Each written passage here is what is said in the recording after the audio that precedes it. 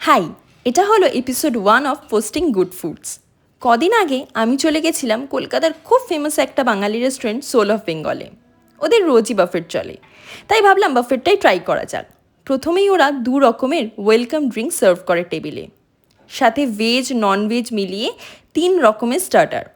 Fish ফ্রাইটা অসাধারণ ছিল খেতে।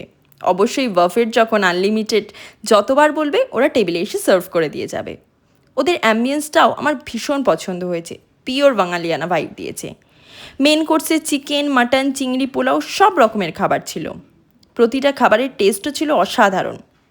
যদি সাথে আলাকার্টে থেকে কিছু খেতে ইচ্ছা করে সেটাও ট্রাই করতে পারো। আমি যেমন ওদের ডাব চিংড়িটা ট্রাই করেছিলাম, বেশ ভালো ছিল খেতে, আর খুব ফ্রেশও ছিল খাবারগুলো। ভালো বাঙালিয়ানা খাবার খেতে গেলে এই জায়গাটা আমি অবশ্যই তোমাদের সাজেস্ট করব।